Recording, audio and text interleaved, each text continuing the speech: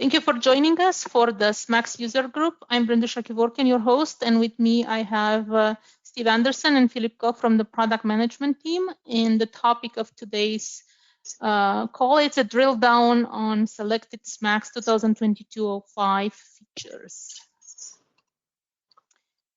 If you're here, you're probably familiar with this slide, but just a quick reminder, we have three types of sessions: feature spotlight, which is the one today, release readiness. We've done one a few weeks ago. So if you haven't had a chance to watch the recording, strongly recommend to go back and watch the highlights of the 2022.05 release.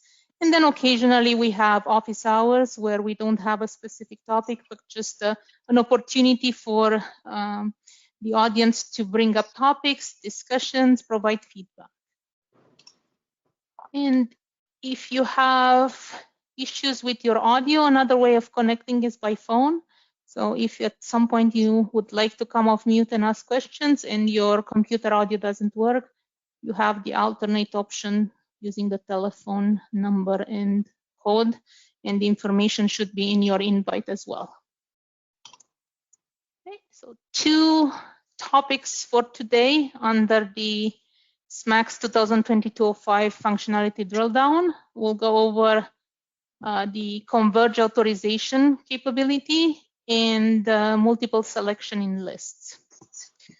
And to start, just a quick reminder on the latest patches on 2021.11 and 08. So these are the latest patches on these two releases. They've been released a while ago, so no changes here. And then expect as of next presentation, we'll switch and we'll talk about 2021.11 and 2022.05. So we'll drop announcing the patches on 08, but the release notes are always there, and you're more than welcome to check them out periodically. And with that, I'm handing over to Philip to start the presentation with the Converged Authorization. Yep, thank you, Brenduza. I guess you can hear me well? Yes.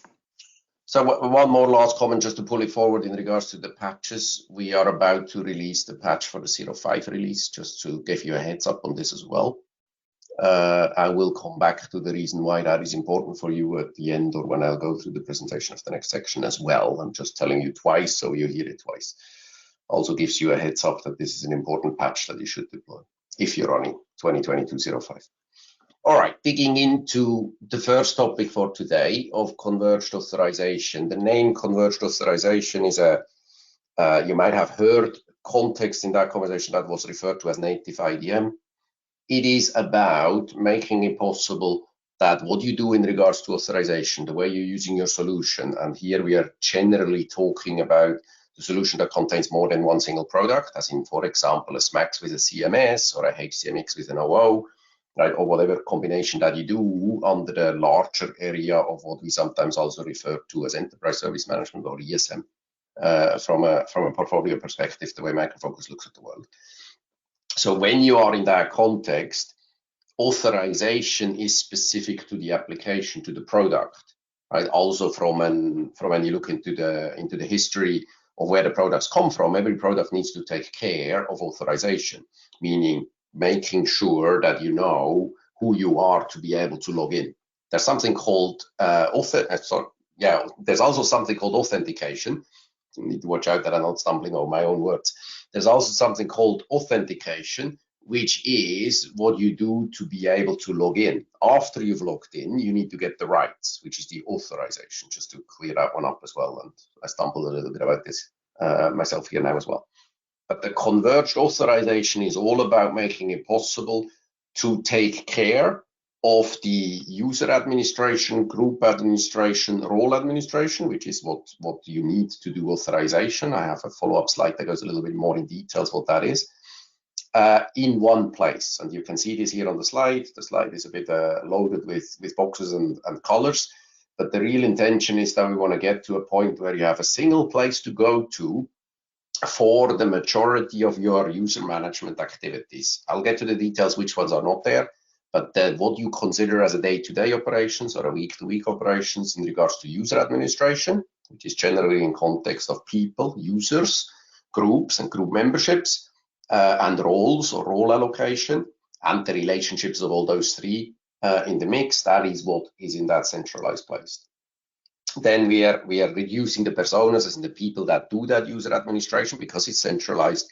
You have a single access towards this, and you don't need multiple different logins to different applications. We centralized it. That's why Converged Authorization. Right, and that, of course, overall helps you, makes it easier to do the user administration. It's a cost saving towards you when it comes to an operations management perspective.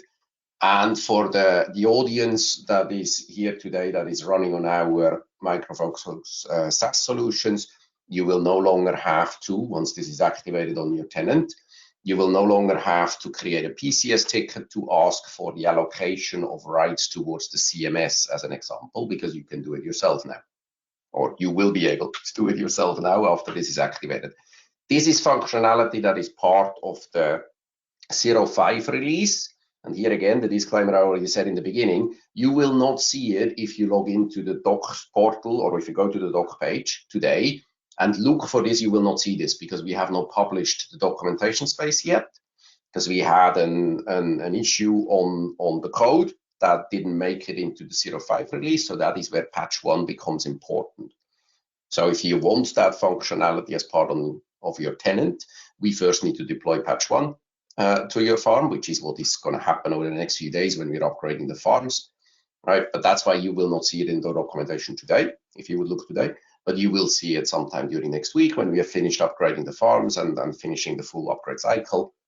We will then, of course, also open up the documentation, and you can start to look into how and what this really is in more details. So digging into a little bit, why are the different, sort of 2 slides on, which also call out a little bit what the activities are. What's the difference between a multiple portal, the left-hand side, which is the current way of working, and the right-hand side, the centralized major portal. This is a call out of one of the boxes from the earlier slide. And it shows you a little bit more on how we're consolidating and what we're consolidating. So it's slightly a bit of a repetition of what I've already said. We're just looking at the right-hand side mainly, as in the new way of working, where we're getting the benefits. It's going to be in the SMAX agent interface. So as a tenant admin, when you have the rights to do user administration, and you don't necessarily have to be a full tenant admin, in case that somebody is wondering that question, because there are certain elements that you can do under user administration does not require tenant admin, right? Normal SMAX role allocation.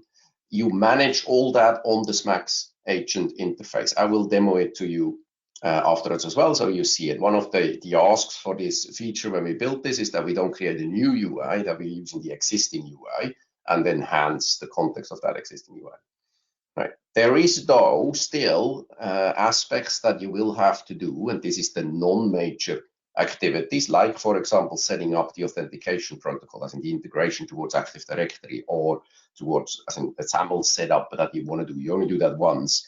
That's not going to be in SMAX. That's still a suite admin activity, a suite admin persona that needs to do this, or a configuration of calculated groups in IDM, which is something that you can do if you know the details of IDM, things like that. And the last one to call out on here is the creation of a CMS role in itself. Needs to be done in the CMS agent interface. I can explain the reasons why if you really want to know, but this is the aspects of, we are bringing things together in one place, but because every authorization is owned by the application that takes care of that authorization by itself, there's certain activities that we cannot take away from that application. So creating the role for CMS in this context is on the CMS side, because we need that ecosystem, but it then gets synced and it is available in the SMAX UI to add people to it and utilize that role, right? So the major activities of user administration can still be done in SMAX, because you're not going to create a CMS role every second day, right? You're creating CMS roles as part of a project, or when you're doing a revamp of your role model, which is, I don't know, every half a year. And you will then need a bit more focused on different UIs that you're going to do this with. But once again, the normal user administration, the first bullet, is all in the SMAX UI, right? And I'll demo that. The second one that I wanted to call out is why this is easier, right? And I think I've already said it more than once. This will lead to that you only need to have access rights to the SMAX site to be able to administer people, groups, roles, and the relationship between those on the SMAX UI. So that's a quick one.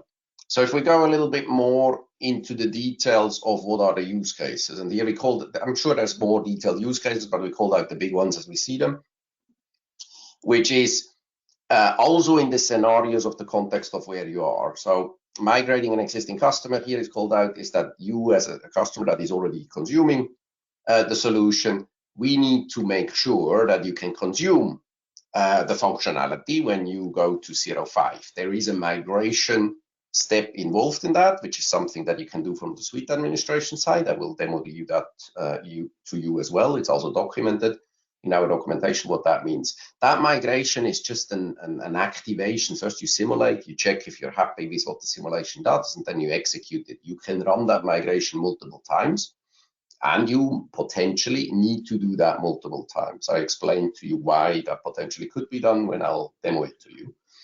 So that's one of the use cases we need to support, so you can, as an existing customer, get that functionality. We do not enforce it. So for argument's sake, if you're a customer that only uses SMAX by itself, you don't need to do this because it doesn't make a difference for you because you already have the full user administration inside SMAX. So you don't need that. But if you're a customer that is using more than one product, you potentially would be interested in trying to do this if you are in a converged deployment. Converged deployment here in this context, also to be clear, means that you're sharing the IDM. So to take the example where this doesn't work is if you have a classical CMS deployed in a data center or on servers yourself, and you have a parallel SMAX on a containerized solution, but they're not on the same containerized deployment, meaning they do not share the same IDM, then this here will not work. So this converged authorization, of course, only works on the converged solution, meaning the containerized deployment of SMAX, CMS, OO, HCMX, which are the major products that I've just talked about. AMX, I didn't call out yet, but that's of course there as well. That's the first line. The second one is what activities do you do? Those daily operations, that the majority of the activities that you do, it is creating, updating users, right? It is creating, updating groups. It's creating, updating roles, depending to the different applications of what you're able to do. I'll go a little bit more into details on that on the next slide. And it is creating and updating or maintaining the relationship between all those three entities. So the user group relationship, group role relationship, and user role relationship. Right. Good enough for this one. And then the third one, the third line on here, just to call this out as well, when you're deploying, after you've upgraded to 0.5 release, irrelevant if you deployed the patch 1 or not, when you deploy a new tenant in the solution, it will have this activated automatically. So you do not need to migrate tenants that are newly created inside an 0.5 release or a 0.5 deployed version. You only have a migration step for existing tenants in case that you choose to do that migration, right? It's a choice, it's not forced. And the last bullet, just to remind this as well, or to say this has no impact on your integration accounts, on your use of APIs or functions like the UMRs and the user management reports, which uses APIs to do certain things which are in the UI now since a recent release.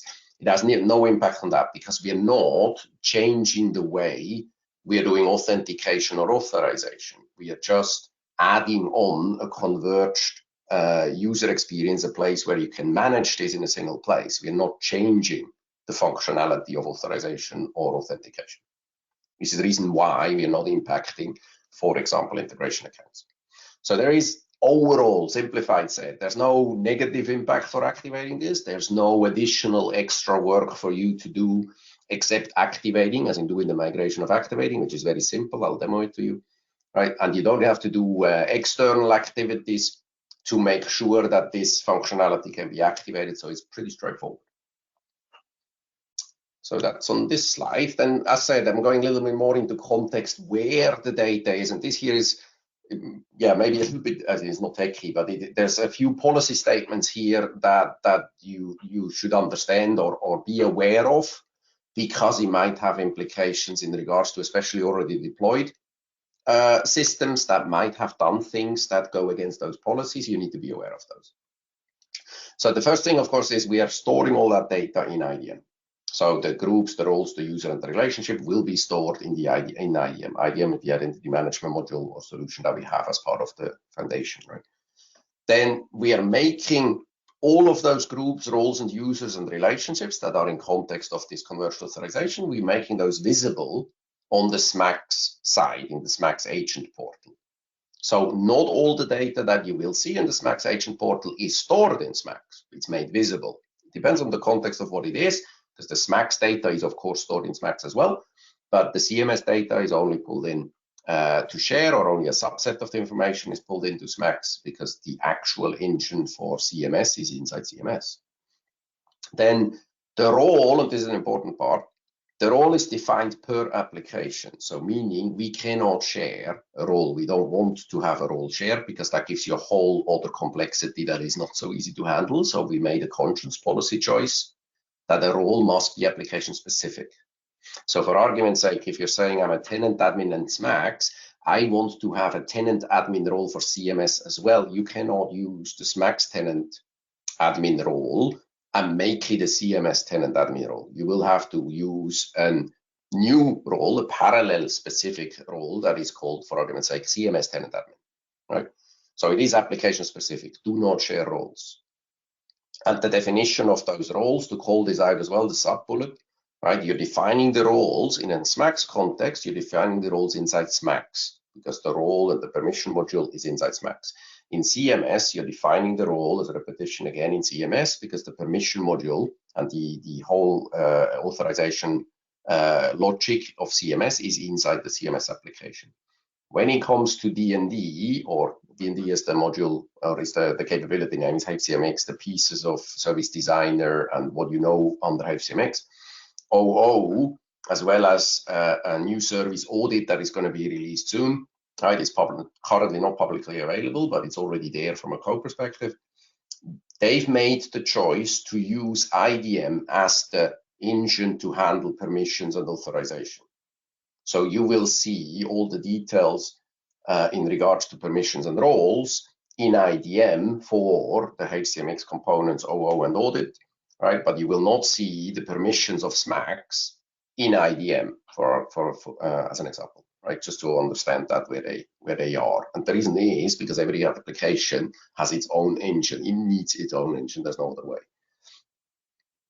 The next bullet is in regards to permissions defined by the application. I've already mentioned this, right? And I'll try to explain this a little bit. I'm pretty sure you already read the text.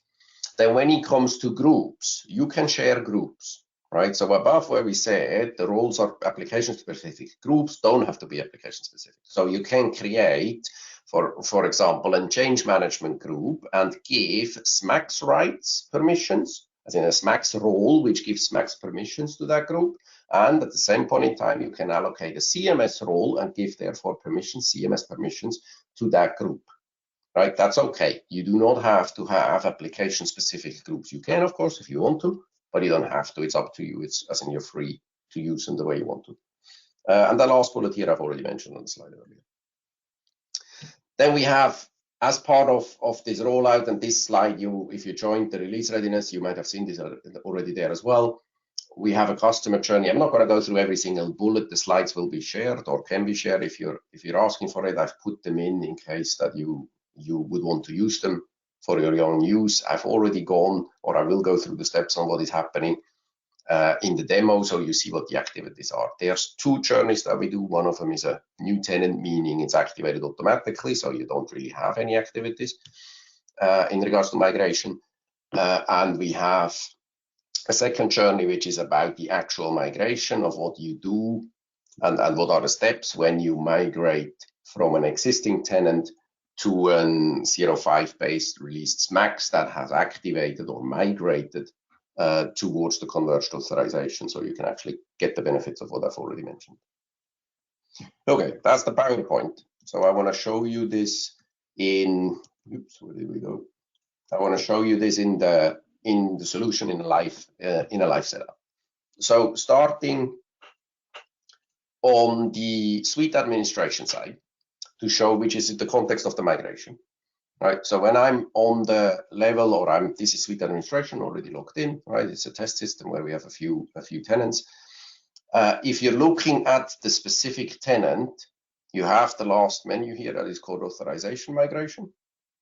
And as you can see, I've already executed this here. I tested this morning, where you have the two options that I've talked about before with simulate and migrate. So when you press simulate, it will go in and it will check the information in IDM. The text kind of explains it here as well, but it will check the information, what is in IDM that should get moved into SMAX, and then it will check what is in, I think the tenant here represents SMAX, what is in SMAX that needs to be moved to IDM, just refresh, etc. for the groups, the relationships, and so on. It's self-explaining what the titles here mean. Right now you see 0 because I have not made a single change, right? I've already executed the migration earlier. You saw before a 65 in one of the groups here, right? Which was something that I've migrated, 4 hours ago when I looked at this, over towards IDM. I will show you those in IDM in a minute as well.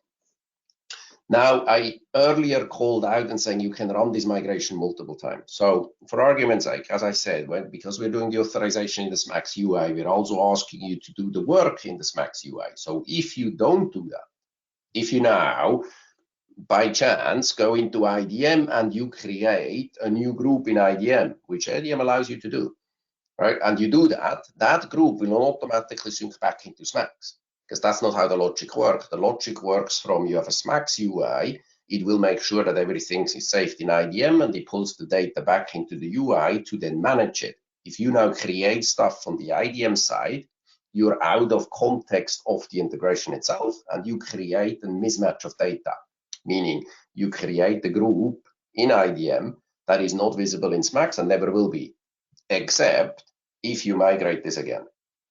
Now, you could choose that you don't want this group to migrate into SMAX, so it's okay. You can create the group in IDM if you want to, but you just need to be aware of this is how the ecosystem and the engine works. This is documented, so it's not the only time that you hear this me saying it.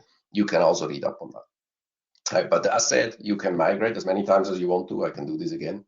Right, I can just migrate it again. Nothing will happen because it's of course 0. Right, I could simulate if I would go into IDM and create a group that the number 1 appears here and then you would migrate it. I'm pretty sure you believe me. Right, so that's the migration piece. That's the only thing you need to do to the migration. Right, so this is it goes quick. It doesn't take, well, this was a small system and it takes a few seconds. So if you have a lot of data, it will take a minute or two, but it doesn't take you 24 hours. It goes rather quick to do this migration. You will get the status, you get the refresh, right? You get all the information here on Suite Admin on how this migration is progressing. Pretty straightforward and pretty simple. Once that is done, so switching over to the SMAX side to see how this looks like then afterwards, is that on the SMAX UI, if we go to the people side, and there's a few areas here that I can show you. So the first one, if I'm starting with this test user, and then open up the test user and I go to my system definitions and I see the role, you now see an OO showcase here. This is a role that I've created.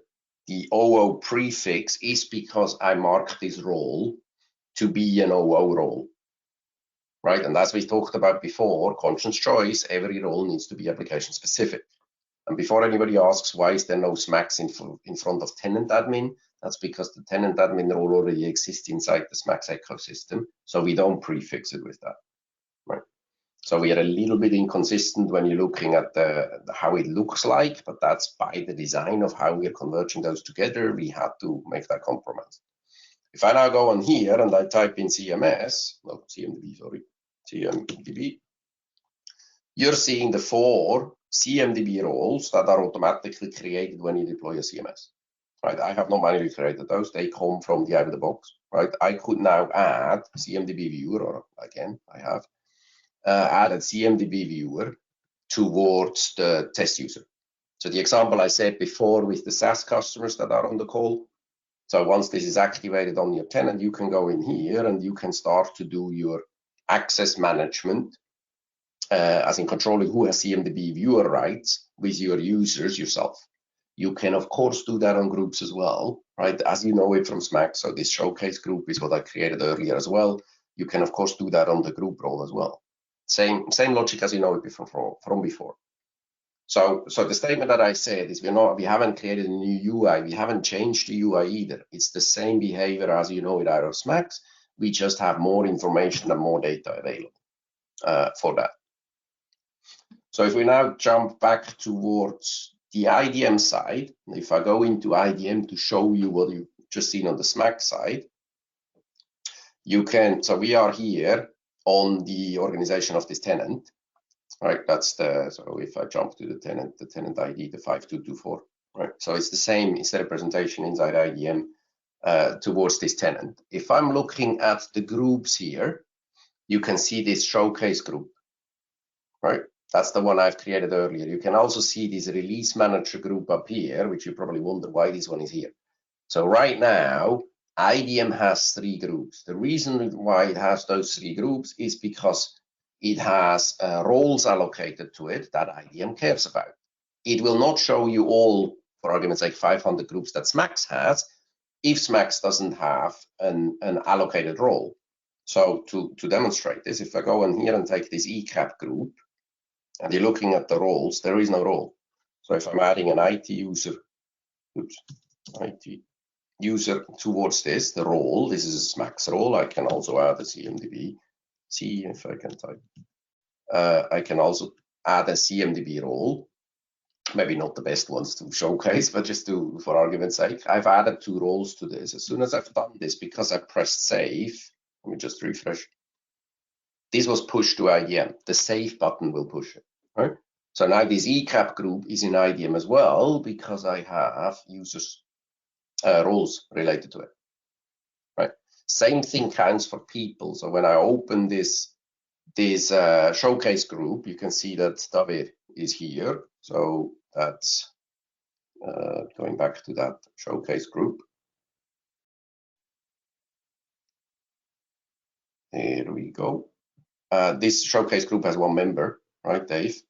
So I can add a survey user just for argument's sake, right? And as soon as I save this, you will see on the IDM side. So as soon as I go out and look at this group again, that user is not here. Hang on, that's not that's a contact. Is that a user? Good question. Not really sure why this one didn't show up. Oh, I didn't save. Did I save? Did anybody pay attention if I saved? As usual, when you do a demo, something doesn't work. There, no. Test user. That's David. Not entirely sure why that survey user is not here. I would need to debug or check why this one is not pushed to here. Right, it should have been pushed. It could be because the survey user is an internal user, right? That is given by the system and it's not actually an active user like Dave is. I'll double check this in the background to understand. But it shows you, as you can see, all of this information is now in IDM. I'm not showing you IDM because you're supposed to work in here. I'm just showing you that this is synced into here, and you will see that, for example, when you do the role management, right, we've synced all the SMAX roles into here. These are all the SMAX roles. If I go to and search for here and I look for the OO, right, my OO showcase role is here. And so IDM is the place where all the information is stored, as mentioned on the earlier slide deck as well. But to close off on this, what we really wanted to achieve with this whole converged authorization is that you can do your user management from this screen, right? And from the group screen and the role screen, of course, but that you can do your administration of the people, the relationship of the people towards the groups, right, which is down here, and the relationship of the groups to role, as well as the relationship of the roles to the user, that you can do that on the SMAX UI. Right. Does that make sense? Any questions? Because I think I'm at the end. Checking if there are no questions in the question manager. Let me unmute the audience. So now the general mute is off. You can come off individual mute if you like to ask a question live. So if we only use one product SMAX, there is no change, right? There is no. We don't need to do anything, correct? You don't need to do anything if you're only using SMAX, correct? Because it would do the work that I've just shown you here, but you wouldn't see a difference in your day-to-day operations because you're only using the SMAX UI anyway. Okay, but right? do we still have to do some kind of migration, or will be done automatically as part of the upgrade? It will not be done automatically as part of the upgrade. It's a manual activity. So you make a choice if you go into here under the authorization migration, tenant by tenant, you make the choice if you're doing this. So this is not happening automatically. This migration, so when I go back to this tenant here, Arun test, right? When you're looking at this, you can see that nothing has happened on this tenant yet. I know that this Arun test tenant was deployed after we upgraded, right? So no migration happened here from the authorization migration. But when I jump to IDM and look at what's inside IDM of that, and I look at, for example, the roles, I see all the SMAX roles, which is what I want to mention on what I said is when you deploy a new tenant after you are on 0.5, this capability is automatically active. You don't have to do anything. So the only the comment or what I want to call out here is the migration is only of relevance if you have an existing tenant from an earlier version of SMAX and you want to go and consume that capability. You need to first migrate for the capability to be there because you need to push the data into IDM. So you can do this. But once again, as you said, if you're a SMAX solo, you can do it if you want to. So it's there, but you're not going to see a benefit for SMAX solo experience consumption use case. Okay, but long term, will we have to do it? You're not forced. As in currently, we have no plans to force you to do it, but I would advise you to do it. One of the reasons why I would advise you to do it is that IDM has capabilities of calculating group memberships, right? Which is something where you can go into a definition in the IDM side and saying, if your user starts with A, add him to this group. Right? You don't then need to manually maintain all people that start with A, that IDM does this automatically. So you could create a group inside SMAX that is called all employees that start with A, right? And then you have an automatic maintenance of the members of that group by IDM, right? If you're SMAX solo, you would need to activate authorized migration to benefit from that. This is something that is going to go into, it's not, you need to deploy patch 1, as I said in the beginning, third time that I repeat this. This functionality of this converged migration to functions and these calculated groups, you need patch 1. So as a strong advice in general to all of you in the call, if you are on the May release 2022.05, I strongly advise you to look at patch 1 and deploy patch 1 because we did have some issues that we fix in patch 1. You will see the list once we publish it. It's around the corner when it's going to be published. You will see the list of what we are fixing, and I would strongly advise you to deploy patch 1 as fast. It's not like you need to run and drop everything, but deploy patch 1. Don't wait for the November release until you get that functionality, because, for example, this authorized convergence requires patch 1 to be deployed, that you don't run into issues. Okay. Thank you. There's a question in the chat. I can quickly read it up. The group records pushed to IDM, are they only applied to functional groups or only both functional and organizational groups? It's all groups. So it's all the groups from SMAX are pushed. This converged authorization doesn't care if it is a functional group or an organizational group. It's just a group being from an IDM perspective. So both of them are pushed and sort of kept in the connection. Any other questions? Otherwise, it's over to Stephen. I think you share yourself, Stephen, right? Yes. Yes, I will. I do have a question. Is there anything on the SaaS environment? Do you mean does this functionality exist on SaaS? Well, I know we don't have access to the the backend IDM, see things there, but like if in SaaS we have CMS also, and we wanted to manage all the Yes. users from the SMAX roles perspective, Yes. is that there in? It will be somewhere next week. Yes. Okay. The reason why I'm saying somewhere next week is we are upgrading the farms, right? The maintenance window of our SaaS environment is happening here on Sunday. I'm sure you received the notification, or some of you guys did. So we are upgrading the farms on the weekend. After we've upgraded the farms, we also need to deploy the patch.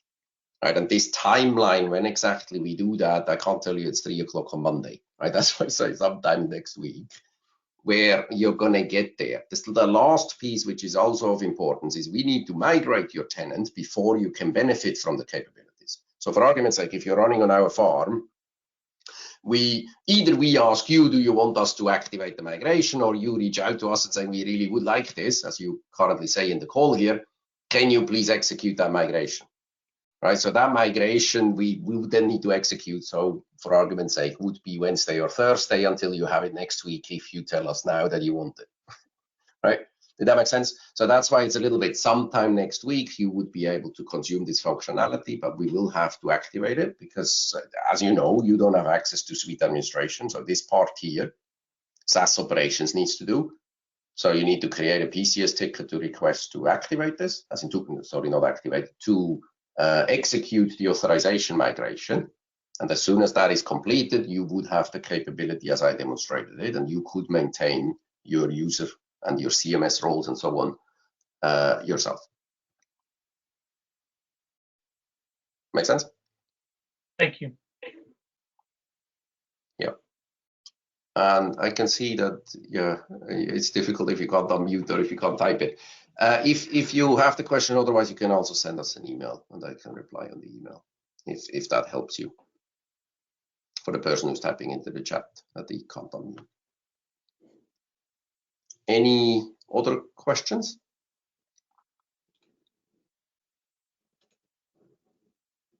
Then it's over to Stephen. Thank you. All right, I grabbed a presentation from you. Monitor to clean. All right, hopefully you should be seeing a nice blue screen saying multiple selection lists, which I won't show you for very long. So, so in the release readiness, I presented this slide and talked about our new MultiSelect enum or list feature, but I didn't have time to do a demo. So I'm not going to repeat talking through this. I'm just going to switch over to my system here and show you MultiSelect lists, MultiSelect enums in use. I'll show you both how they're used as a user option in an offering in the catalog, and then also as an extension through Studio to an entity type. So here I am on offerings. I am on my favorite request a new PC offering. If we go to user options, you'll see that I've added a new user option here called preloaded applications. When I select that, you'll see that the field type is MultiSelect list. So when I created this, I get to choose what type. I selected MultiSelect list, and then that is, of course, going to tie it to a list. In this case, I created the list as part of creating the user option, which is often done. And I listed a few possible applications that you could request to be loaded as part of getting your new PC. And of course, I can extend this up to 300 options here. So that's kind of how you set it up. Very simple. You're just selecting the new field type. Then I can take advantage of this in a few ways here in the user options, in the offering. So one, this is a user option, so I can, of course, pre-fill it as part of the default values. So you see here we have preloaded applications, and I've chosen to have McAfee and Chrome as default options. So anytime you're requesting a new PC, those will be pre-selected for you. And you can see I've also added another option here. If McAfee is removed, then we're going to require you to tell us why. I can change this. I can go ahead and select other values in here. I can select all values. I can remove all the values. I can work with it as a MultiSelect list, but I'll show you that more on the catalog side on the service portal.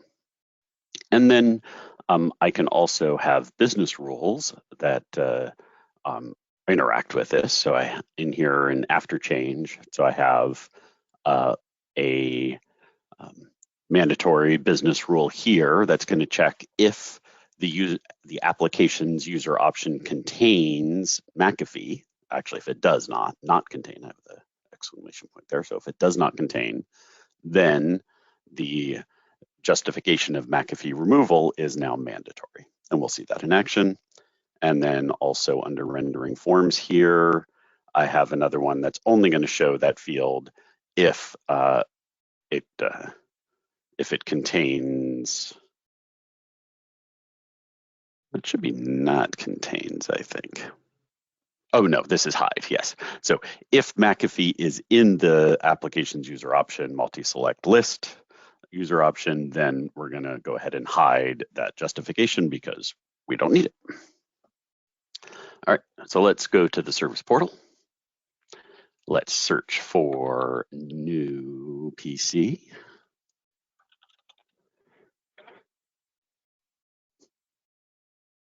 And I'm going to go ahead and start a request here. All right, and scroll down. So you can see we have the preloaded applications multi-select list. I can go ahead and remove McAfee, and if I move out, then this field shows up, and if I try to submit it, it's going to complain. And if I go ahead and put McAfee back in, then it goes ahead and removes that. I can select other ones. I can select all of them. I can remove all of them. I can put McAfee back and remove all of them. No, back to the default. All right. So that's what I can do. And then if I submit this, let's go ahead and select do travel friendly and put in Teams as well. And then we'll submit it, and then we can see it on the agent side as well. So we have request 39060. All right, and if we come over here and let's do today's requests. If we select this.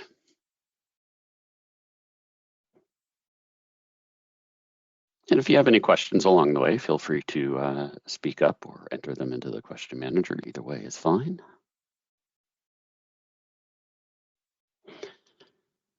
All right, and if we go here to the catalog offering section, we'll see that those user options are available here as well. And just like we have the business rules on the offering, we could have additional business rules to then do some fulfillment processing based on that if we wanted to, or in this case, I'm just assuming that this will be looked at by a human and acted upon based on that. All right, looks like a couple of questions have come in. On the multi-select, how would you use the output for integrations or reports? Are the selections separated by a delimiter? We can see how they show up in the grid. That's kind of how they would show up in a report as well. So I can go here to columns and I can add I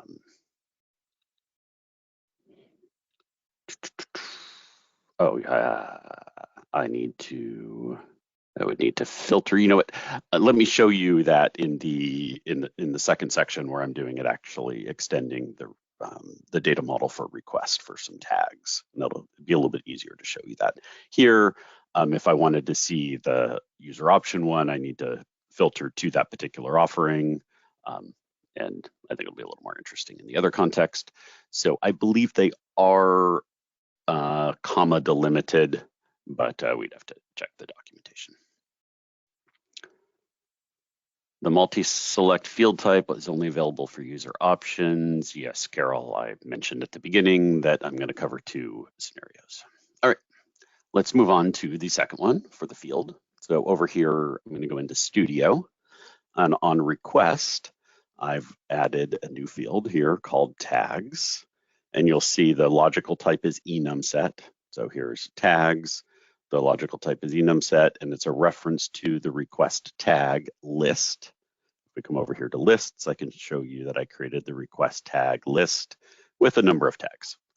I don't know if it's a great example, but it's something to show you what could be done. I'm sure many of you will come up with better uses in the real world. So we've created a tags list. We've added it as a new field on the request entity type. I've added it to the form. I don't have any rules in this example. So if we go to without resolution, we can see that tags was added here as well. So we have tags here. And now if we go into requests, we can go to my requests. Sure, we'll go into this one.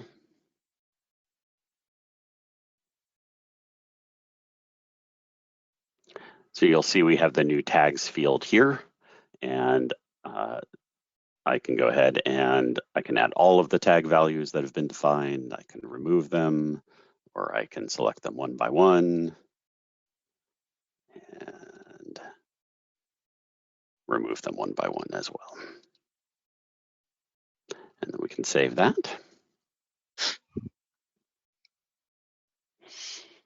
And then let's go back. Cancel, I thought I did hit save. There we go. Now we're saved. Let's go back to the list. And then if you wanted, so there's a number of things you can do with the tags in the context of a grid. So one, I can add it as a column. So if I do tags, I can add it as a column. And it'll show up over here in the end. Let's drag it into a little bit more visible spot. And we can extend it. Let's close that. So you can see here, we have the tags showing up in the grid, comma separated in the display. I can also filter based on tags. And there's a number of options. So I can multi-select in here. And then there's, I think 8 options, 2, 3, 4, 5, 6, 7, 8. Yeah, in terms of like the criteria. So you can say, I want it to contain any of these or to not contain any of them. Lots of kind of capabilities here in terms of getting you to be able to select the correct records based on what is filled in the tags in this example, or in the multi-select either, or in the enum set field supported by the multi-select widget. So I can do that. I can also group by the tag field. So let's go ahead and add a group, tags.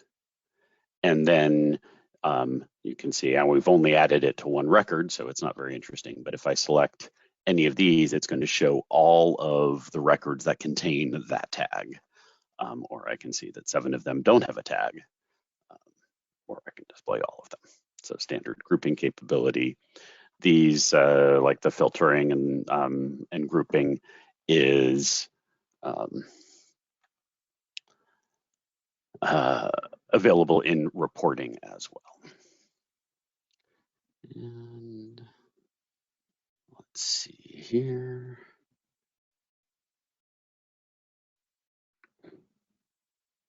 And you can also export to CSV and Excel, and it will include those tags. So if you do CSV, then it's meant to be kind of machine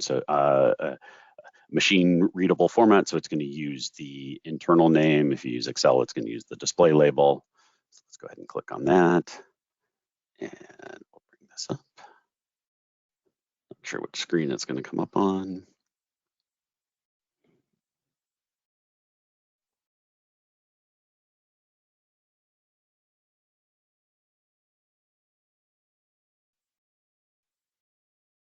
So you can see the tags here with since I did Excel, it uses the display label. So to follow up, like, and send an email. So that's one example, kind of tied back to the earlier question about exchanging with another system. Also, these are available through the API, so you can interact with them for an integration in that way as well. All right, I think we have a couple more questions here.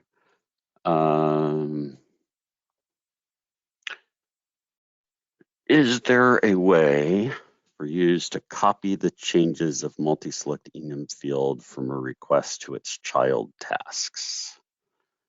if the agent changes the selection in this multi-selection enum field. That's a generic question. It has nothing to do with enum, right? It's a question of copying a field from parent to children. You have to know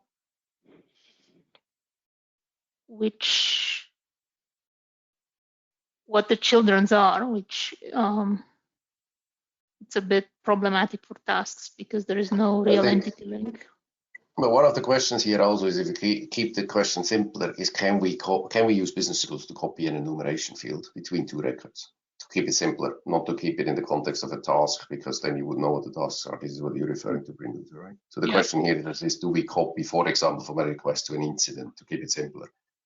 Can we copy an enumeration from one record to the next? The content of it. Probably, as long as it's, I mean, yeah, you should be able to, yeah. It's the same, it's referencing the same enum. Yeah, course. Correct. So the answer to your question, Danny, is it should be possible, yes. Your specific one in regards to change is what Brinduta answered. It's not so simple because the tasks are very dynamic, right? You would need to know which task. If you can control that, then yes, you can copy. Does that make sense? Otherwise, come off mute.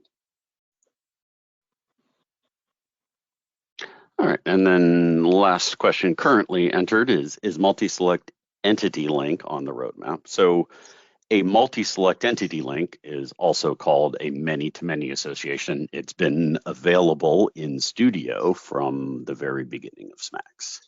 So if I go to fields here,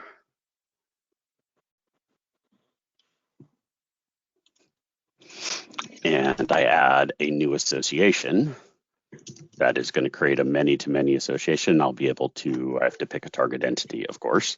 And then I will be able to link as many of, I would be able to relate as many of those as I want to together. So that is a multi-select option. If you're asking about a user option, yes, that is something that has come up and we will consider in the future. So what you're really asking for is a user option type of association, many-to-many association as a user option type.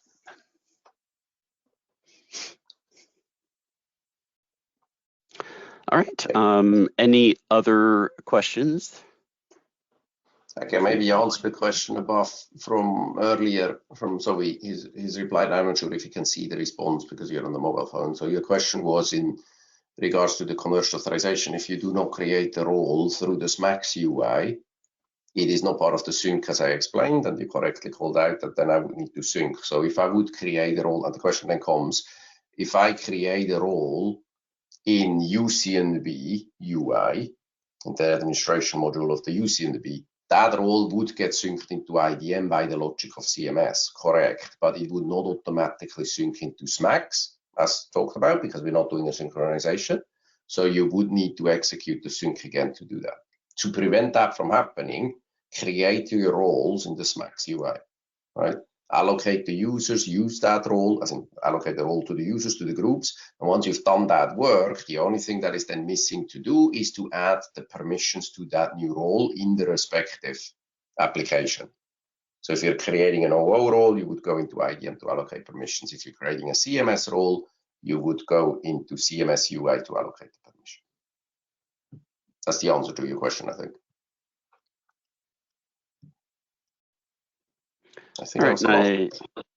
Yep, that's the last one. I don't see any new questions in there.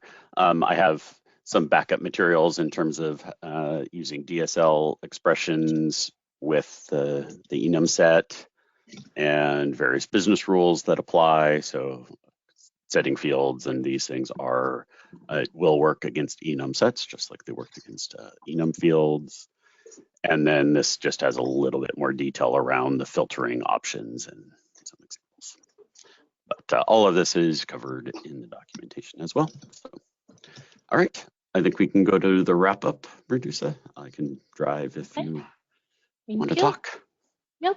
So if you're here, you're obviously familiar with the link for the registration, but just in case you're watching the recording. Next slide, please. So 2 interesting sessions coming up. In 2 weeks from now, we'll do a spotlight on the integration engine, covering an overview of capabilities in addition, what is new with the 2022.05 release related to the integration engine. And then 4 weeks from now, we'll go into a more operational related topic and talk about fine-tuning the cluster performance, what we do as part of a health check, and best practices about operational aspects, maintaining your system in a healthy state. And with that, I think we're ready to wrap up. And thank you all for attending. And we hope to see you again in 2 weeks. Thank you for taking time out of your busy schedules. I hope it was helpful. And see you next time.